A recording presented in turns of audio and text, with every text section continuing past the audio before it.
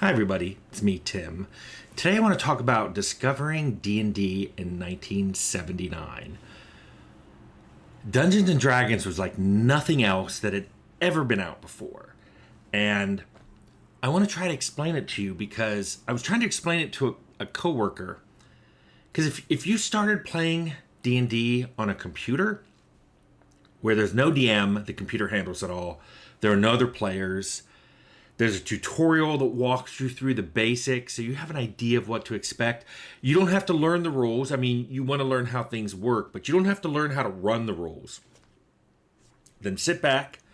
On this fun Friday, I'm going to tell you what that was like. Because I want to explain the early days of D&D and how I learned how to play the game. And of course, went on to making a bunch of other games. I've already talked on this channel how the way I learned was my mother worked at the Judge Advocate General. She came home one day and said, "The boys at work are playing a game. We've been invited over this weekend to play." The boys were some captains and I think one admiral in the Navy. And yeah, we drove over on a Saturday and spent like 4 or 5 hours at their house. A good first 2 hours were just making a character. Now remember, I went in with no conception, complete blank slate. I was 14 years old. I had just turned 14. I had no idea what we were going to do. Of course, we sat down and the first thing he said was, "You have to make a character." And I said, "What do you mean?" And he said, "Well, we're all going to play a different character, except for me." He goes, "I'm going to run the game, but you're all play a different character and that'll be your hero. So you need to roll attributes, but then you get to pick a class and a race." And I had no idea what he was talking about. So he kind of showed me, here are the 6 attributes. You roll 3d6. I think the method we used then was 3d6 6 times, and you can arrange them how you want, which is like really original basic D&D. And I think I rolled a really bad, I think I got lucky. I didn't roll an 18. I think I had a 17 and 2 16s, which was great. And then I had like an 8, and then I think I had like a 10 and 11. I just remember I had like really good first rolls, and then a really bad roll, and then some okay rolls. I ended up couldn't decide on a class, so I said, "Well, can I be a bunch of classes?" He goes, "Yeah, here's how multi-class works." And I picked fighter, cleric, magic user, so I could fight and heal and throw spells. And of course, that I think limited me. I think I had to be an elf. So boom, that was decided. I asked where the board was. I'm like, where are we gonna play? No board. He didn't use figurines either. What took me a while to figure out when we were playing is that there wasn't really a limit to what kind of questions I could ask and what actions I could specify I was doing. You know, I could say, "What does it look like in this room? What's under the bed? What's in this drawer? What does my infravision show? I want to listen. I want to search for secret doors." It was stuff that was written on my character sheet, and I wanted to do it all. And everything that day was new. And I wonder if you've had a day like this too. I mean, you're sitting down and you're playing this crazy game, unlike anything you've ever played. I played tons of board games and card games. And I even had, by that time, we had an Atari VCS console. So I played a lot of computer games at home. Didn't have my Atari 800 yet. But everything that day was new. The polyhedral dice were new. I had never seen anything like them. I'd only seen 6-sided dice, and here were 4-sided dice and 8-sided dice and 12-sided dice and 20-sided dice. And he also showed me that you sometimes rolled 2 20-sided to get 100. We had to roll 2-hit. I didn't know what 2-hit was. And at first he said, "Well, based on your class." And I'm like, "Well, I have 3 classes." And he goes, "When you get the best roll." And we had to look them all up. He showed me where the charts were. At one point I had to roll a saving throw, and I remember I just said saving throw, and he showed me the little bubbles on the one side. There was like magic and dragon breath and disintegration and poison, and I'm like, wow, I don't know what all these are. And he goes, "Well, they vary based on your class and your race, and you get racial adjustments.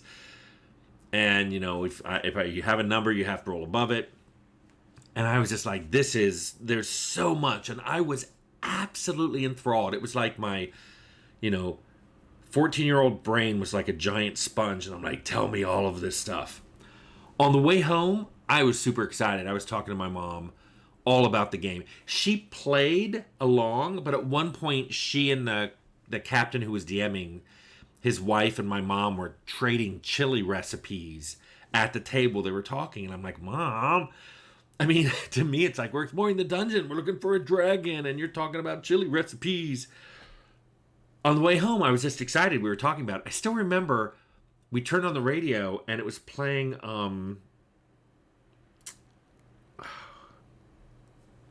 I'm terrible with names. I remember the song though, and my mom just turned to me and she said, "Do you want to stop at the game store on the way home and see what they have?"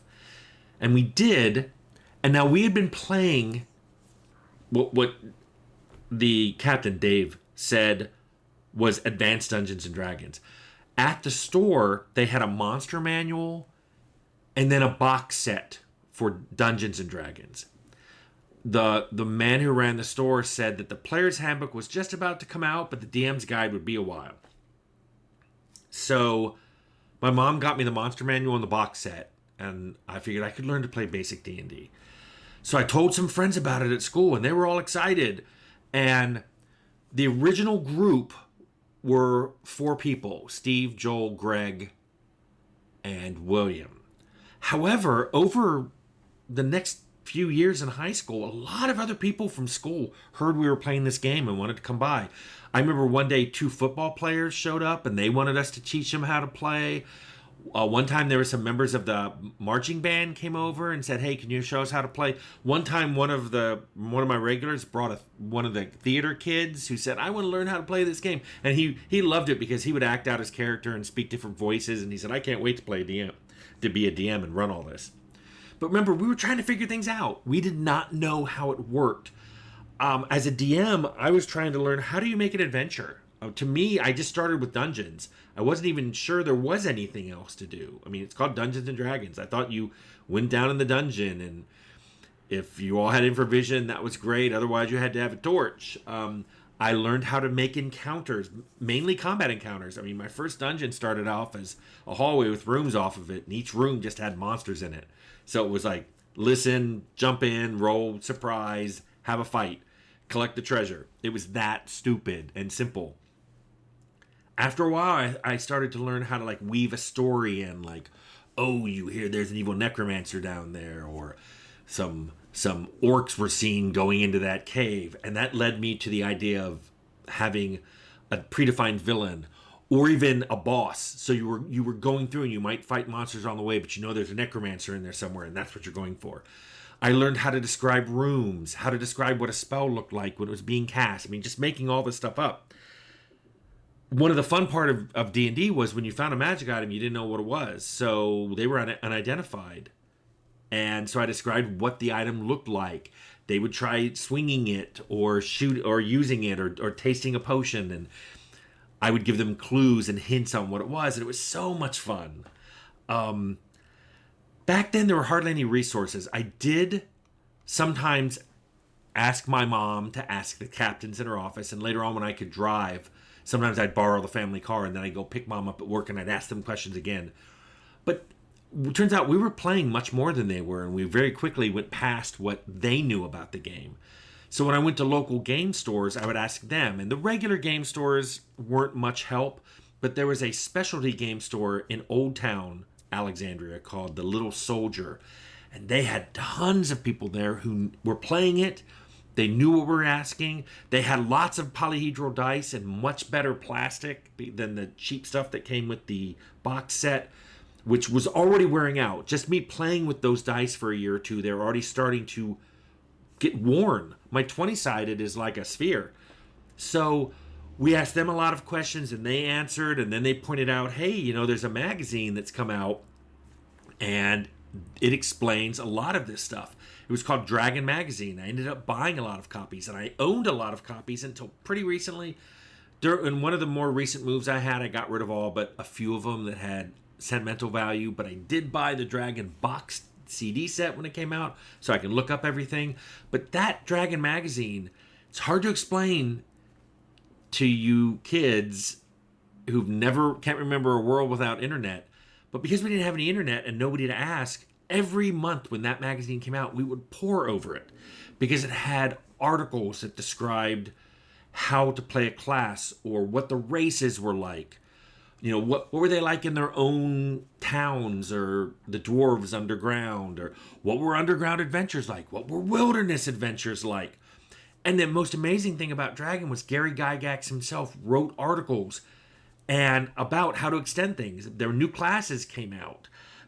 He would write articles where he'd answer questions. People would write letters to Dragon, and he would sometimes respond. And this was the only way we could learn both how to play the game and also how the game was evolving, because it was already changing. It wasn't like they were saying there was going to be a D&D second edition, but AD&D was very different than basic D&D, and a lot of concepts were evolving. It was heady. It was heady stuff. I remember when, towards the end of high school, when we had played for several years, we were really tackling some of the bigger things that were part of D&D. We started having wilderness adventures where my maps went on scales of like 100 yards, a mile, 5 miles, where I'd map out forests. I'd map out entire mountain ranges. There would be lots of encounters there and ruins, and then the ruins themselves might have dungeons. I discovered, from the back of the player's handbook, and then later on the monster manual, how the planes of existence work. And of course, my players wanted to go, let's go to the plane of fire. Let's go to Hades and look for really powerful artifacts. And there was a section in the DM's guide about artifacts, which made magic items look paltry in comparison. Then there was a whole section on psionics, and one of my player characters was fascinated by that. So we started incorporating psionics into the game. You have to remember too, a lot of this sounds a little OP, but we had played for years just making a regular character, running around in some dungeons, going to the village, going to the city. We really wanted to see what this other stuff was like. We wanted to take on mind flayers and demons and demigods and stuff, and we did. And it got crazy. It was really crazy. We even kept playing on not really weekends, maybe holidays and summers back from college. And then it all stopped after that because I moved to California and one of my other friends moved to Texas. And so it was kind of done. But I hope that gives you an idea of just the craziness that early D&D was. And just, it was pure imagination. It was the sky's the limit. And there was this sense of, it was a big thing, but nobody was into it except a very few people. And you were curious where it was going to go. Like, I never would have predicted where it was now. I wouldn't have thought there were motion pictures and video games and all this other stuff based on it. But even then, I wasn't even sure where the game was going. I mean, the game was being developed as we played it. So it was a very heady time, and I hope that gives you some idea of what discovering Dungeons and Dragons in 1979 was like.